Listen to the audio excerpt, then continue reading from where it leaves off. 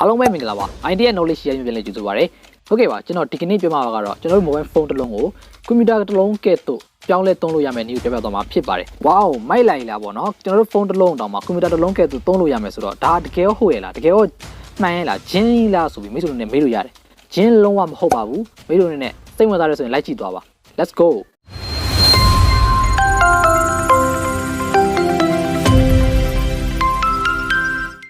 ကဲပြန်လည်ကြိုဆိုလိုက်ပါတယ်ကျွန်တော်ဒီခုတော့အခုကျွန်တော်ရဲ့ဖုန်းပုံစံကျွန်တော်ရဲ့ဖုန်း screen လေးကိုတစ်ချက်လောက်ကြည့်လိုက်ပါကဲဖုန်း screen လေးကြည့်လိုက်မယ်ဆိုကျွန်တော်ရဲ့ဖုန်း screen ကဒီမှာ downlight ဖြစ်နေလို့ဒါဒီလိုပုံစံပေါ်နေရပါတော့တကယ်လို့ဒါကျွန်တော်ဖုန်း screen လေးကိုလျှားလိုက်လေးဖြစ်သွားမယ်ဆိုရင်ဒါတကယ် PC အတိုင်းဖြစ်သွားမှာဖြစ်ပါတယ်ကဲဒီမှာဆိုရင် theme နဲ့ this PC တဲ့ user တဲ့ဒါတွေအကုန်လုံးကျွန်တော်တို့ကွန်ပျူတာတစ်လုံးမှာပဲပါတာပေါ့နော်ဒါတွေ recycle bin တွေဒါတွေပါနေတယ်ကဲဒါကကျွန်တော်ဖုန်းဟုတ်ရတယ်ဒါတကယ်ကျွန်တော်လက်ထက်မှာဖုန်းတစ်လုံးမှာပဲဒါဘာမှမထူးပါဘူးခုနဖုန်းလေးပါပဲ user တစ်ချက်နှိမ့်မယ် user သွားနေတဲ့အခါမှာကျွန်တော်တို့ laptop PC မှာဆိုရင်ဒါ file explorer ရဲ့ရောက်သွားတဲ့ပုံစံပါပဲเนาะ file explorer ရောက်သွားတယ်ပြီးရင်ဒီမှာ cut ပါမယ် copy တွေပါမယ် pasd paste တွေပါမယ် okay တော့ဒါလေးပါတယ်မှာပေါ့เนาะကျွန်တော်တို့ပြီးရင်ဒါကျွန်တော်သူ့ရဲ့မှာပုံစံလေးอ่ะပေါ့เนาะသူကကွန်ပျူတာနဲ့တခုတည်းတူနေအောင်လုပ်ပေးထားတယ်ကွန်ပျူတာနဲ့လုံးဝတူတယ်ဒီမှာ folder လေးတွေပါတယ်ဟုတ်တယ်နော်ဒီမှာ folder တွေ okay ဒီမှာကျွန်တော်တို့ desktop မှာဘာတွေပါလဲပြီးရင် ဓာတ်ပုံတွေ okay နော်ဓာတ်ပုံတွေဆိုလဲကွန်ပျူတာမှာပါတဲ့ folder လေးပုံစံတွေပဲပါတယ်ဒီမဲ့ကျွန်တော်တို့ဒီမှာ DCIM ပြီးရင် music တွေ audio တွေဒီမှာကျွန်တော် document တွေ download ဆွဲထားတဲ့ folder တွေဒီမှာဆိုရင်တစ်ခုချင်းစီတောင်သူကကွန်ပျူတာနဲ့တူနေအောင်လုပ်ထားပါတယ်ဒီမှာ file explorer တွေလည်းပါပါတယ်အဲ့လိုမျိုးဆိုတော့လုံးဝကွန်ပျူတာနဲ့ချစ်စွတ်ကိုတူနေတယ်ပေါ့နော်ဒီပုံစံဒီဇိုင်းကာလာအစားအကုန်လုံးတူနေတယ်ကျွန်တော်ဒီမှာ minimize လုပ်တာတွေရောအကုန်ပါနေတယ်ဒီမဲ့ထွက်သွားလိုက်တာတွေဒါအကုန်ဒါကျွန်တော်တို့ file explorer ဖြစ်ပါတယ် file explorer ကတော့ဒါကျွန်တော်တို့ဖုန်းထဲမှာ file နဲ့မတူတာဖြစ်တဲ့အတွက်ကျွန်တော်တို့ဖုန်းနဲ့တော့နည်းနည်းလေးတော့အစသုံးချင်းမှာပေါ့နော်ကျွန်တော်နည်းနည်းလေးတော့အစမ်းလေးတွေဖြစ်နေလိမ့်မယ်လိုက်ရှာတာခက်ခဲတာလေးတွေတွေ့နေရလိမ့်မယ်ဟုတ်တယ်နော်ဒါပေမဲ့သုံးတာများသွားရင်တော့ဒါမိတ်ဆွေတွေနဲ့လွယ်လွယ်ကူကူလေးတွေရှာတွေ့မယ်ဒီမှာ new folder လေးတွေနှိပ်မယ်ဆို new folder လေးတစ်ချက်လောက်folder တွေတော့ဖွင့်လို့ရတယ်ပေါ့နော်ဒီမှာ folder name တွေပေးလို့ရတယ် okay နော်ဒါမိတ်ဆွေသဘောကျရင်ကြတယ်လို့လုပ်လို့ရတယ် okay နော်တခုကိုကျွန်တော်တို့ဒီမှာ select မှတ်လိုက်မယ် select မှတ်ပြီးတော့ကျွန်တော်တို့ဒီမှာokay copy တွေပါတွေကူးလို့ရတယ် okay เนาะဒီမှာကျွန်တော် more နှိပ်လိုက်မယ်ဒီမှာဆိုရင်ဒီမှာ compress zip file တွေတောင်လုပ်လို့ရတယ်ဗျာဒီမှာကျွန်တော်တို့เนาะဒီမှာ share လုပ်လို့ရတယ်ဒီမှာ create shortcut တွေလုပ်လို့ရတယ်ဒါမိတ်ဆွေတို့အနေနဲ့ဒါကိုယ့်အကူကြိုက်ရင်ကြိုက်တယ်လို့နှိပ်လို့ရတယ်လုပ်လို့ရတယ်ဆိုတော့ကျွန်တော်ပြပေးတာဖြစ်ပါတယ် okay ဒါကတော့ကျွန်တော်ဒါ user ဆိုတဲ့ file explorer ရဲ့ရောက်သွားတဲ့ပုံစံပေါ့เนาะ my file နဲ့ရောက်သွားတဲ့ပုံစံပြောတာဖြစ်ဒီမှာနောက်တစ်ခုကျွန်တော်ကြည့်ကြည့်အောင်ဒီဘက်မှာကျွန်တော်ဒီ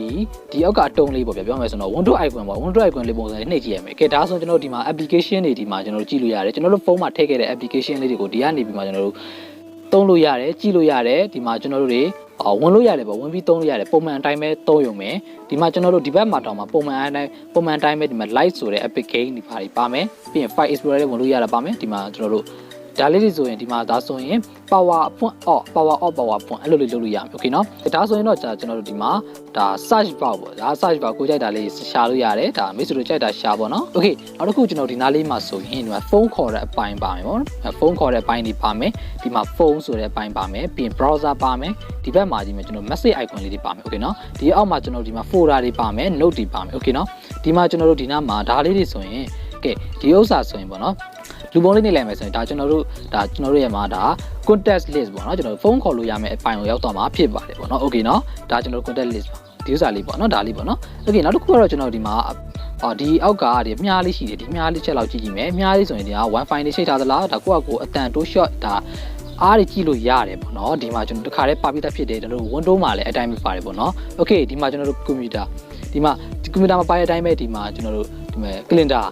ပြက်ကလေးလေးကြည့်လို့ရတယ်။ Okay เนาะဒါအကုန်လုံးပေါ့နော်တူတူနီးပါးကိုလုပ်ထားပါတယ်။ Okay ဟုတ်ကဲ့ဒီမှာကျွန်တော်တို့ဒီမှာ box ဒီဘက်ကဟာလေးကျွန်တော်ကြည့်မယ်ဒီဘက်ကဟာလေးတွေဆိုရင်လေဒီမှာဒါ window မှာပါတဲ့အတိုင်းနေပဲဟုတ်တယ်နော် window မှာပါတဲ့ airplane mode တွေဒီမှာ data တွေဘာညာတွေပေါ့ဒီမှာအကုန်လုံး setting တွေထည့်လို့ရတာပေါ့နော်ကျွန်တော်တို့ဒီ screen board လွတ်နေတဲ့နေရာကိုထောက်လိုက်မယ်ထောက်လိုက်တဲ့နဲ့ဒီလိုမျိုးတက်တွေ့လိုက်ပေါ့နော်ဒီမှာကျွန်တော် customize ဆိုတာရှိမယ်customize ဆိုတာဒါကျွန်တော်သိမ်းပေါ့နော်ကျွန်တော် background သိမ်းပြောင်းလို့ရမယ် lock screen သိမ်းပြောင်းလို့ရမယ်ဒါမိတ်ဆွေတို့သဘောတိုင်းပဲပေါ့နော်ပြီးရင် wallpaper ရေးလည်းပြောင်းလို့ရတယ်ဗျဒီမှာ wallpaper တစ်ချက်နှိပ်မယ် wallpaper ပြောင်းခြင်းနဲ့ဆိုရင်တော့ကျွန်တော်တို့ဒီမှာကို internet လေးတော့ဖွင့်ပေးထားရပါမယ်เนาะ internet လေးဖွင့်ပေးတစ်ချက်လောက် internet လေးဖွင့်ပေးထားပါ internet ဖွင့်ပေးထားမှာဒါလည်းအသုံးပြုလို့ရမှာပဲဖြစ်ပါတယ်ပေါ့နော် okay wallpaper လေးတစ်ချက်လောက်ကိုကြိုက်တာလေးရွေးလိုက်ပေါ့ရွေးပြီးကျွန်တော်ဒီမှာဒါဒီကတော့ဖုန်းလေးကို save တာဖြစ်ဒါဖုန်းလေးမ save ဘူးပေါ့နော်ကျွန်တော်ဒီမှာအမှန်ချစ်လေးပဲနှိပ်လိုက် okay เนาะအမှန်ချစ်လေးပဲနှိပ်လိုက်မယ်เนาะ okay imagine လေးနေလိုက်ဒါရသွားပြန်ရသွားပြီ okay နော်ဒါကျွန်တော်တို့ wallpaper ပြောင်းလဲနိုင်ဖြစ်တယ်ပြီးရင် add width ဆိုတာဒါရှိမယ် add width ဆိုတာဘာလို့တလဲဒါ system တစ်ချက်လောက်ရွေးကြည့်လိုက်မယ် system ဆိုတော့ဒီမှာတစ်ချက်လောက်ပါလာမယ် okay ဒီမှာ music တွေထည့်လို့ရမယ်ကျွန်တော်ဥပမာဒီထဲမှာရှိတဲ့တစ်ခုဖြစ်တယ်ကျွန်တော် music ပထမဆုံးဖြစ်တဲ့ music ကိုကျွန်တော်နှိပ်လိုက်နှိပ်လိုက်တဲ့အခါမှာကျွန်တော်ဒီမှာ music box လေးကြာလာမယ်ဒီ music ကနေလည်းကျွန်တော်တို့ auto ဒီမှာ play button လေးနှိပ်ပြီးတော့ကျွန်တော်တို့နားထောင်လို့ရမယ်ပေါ့နော်ဒါကျွန်တော်တို့ကိုယ့်ရဲ့မှာ scroll bar music white gap ပေါ့နော် white gap လေးထည့်လိုက်တာဖြစ်တယ်ပြီး desktop icon တွေဘာတွေပါမလဲပေါ့နော် desktop icon ကျွန်တော် user desktop icon ခုနပါတယ်ပေါ့နော် recycle desktop icon တွေလည်းပါတယ်ဒီမှာကျွန်တော်ထပ်ပြီးထည့်လို့ရသေးတယ်ဒီမှာကျွန်တော်တို့အမှန်ကြီးလေးတစ်ချက်နှိပ်ကြည့်လိုက် with network launcher setting wallpaper lock screen flash booster okay နှိပ်လိုက်မယ်ဒါတွေအကုန်လုံးကျွန်တော်ဒီမှာမျက်နှာပြင်မှာအကုန်ပါလာပြီပဲဖြစ်ပါတယ်ပေါ့နော်ခုပြောခဲ့တဲ့ပုံစံအတိုင်းဆိုကျွန်တော်တို့ဖုန်းကကွန်ပျူတာပုံစံပြောင်းသွားတယ်ပေါ့ဟုတ်ကဲ့နော်ကဲဆိုတော့ကျွန်တော်ဒီလို application သုံးပြီးတော့ကျွန်တော်တို့ဘာအားသာချက်ဖြစ်သွားတယ်လဲဆိုဘယ်သူတွေအတွက်အားသာမယ်လဲဆိုရင်ကျွန်တော်တို့တွေကွန်ပျူတာကိုတော့သုံးကျင်တယ်ဒါပေမဲ့ကွန်ပျူတာမဝယ်နိုင်မှုပဲဖြစ်ဖြစ်ကွန်ပျူတာမဝယ်ခြင်းလို့ပဲဖြစ်ဖြစ်ဟုတ်တယ်နော်ကျွန်တော်တို့ဘာသာကျွန်တော်တို့ဒီမဲ့အဲ့လိုမျိုးလေးတွေဖြစ်နေတဲ့သူတွေအတွက်ကွန်ပျူတာနဲ့လည်းမစိမ့်အောင်ပေါ့ဗျာမစိမ့်အောင်လို့ဆိုရင်ကျွန်တော်တို့ဒီလိုမျိုး app ကလေးတွေဒီလိုမျိုးပုံစံလေးတွေပြောင်းပြီးတော့သုံးခြင်းကကျွန်တော်တို့ကွန်ပျူတာနဲ့ထိတွေ့ဆက်ဆံရတဲ့ဖြစ်တဲ့အတွက်ကျွန်တော်တကယ်ကွန်ပျူတာကြီးသုံးတဲ့အခါမှာမခတ်တော့ဘူးပေါ့ဟုတ်တယ်နော်ဒါလေးတွေရှိပါတယ်ဘယ်လိုလေးဖြစ်တော့အောင်ဘာလုပ်ရလဲဘာသုံးရမလဲဆိုကျွန်တော်မိတ်ဆွေတို့နဲ့တီးကျင်လောက်ပြီးထင်ပါတယ်ဆိုတော့ကျွန်တော်ပြောပြပါမယ် okay ပထမအဆုံးနည်းကတော့ကျွန်တော်သုံးတဲ့ app ကိုပြောပြမယ်ကျွန်တော်သုံးတဲ့ app ကတော့ဒီမှာကွန်ပျူတာ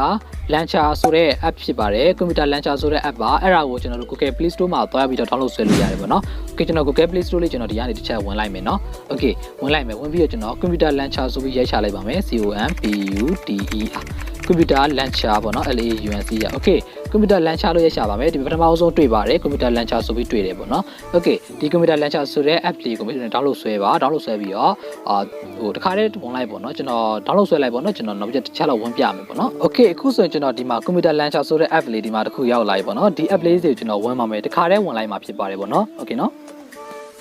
okay ကျွန်တော်တခါတည်းဝင်လိုက်မယ်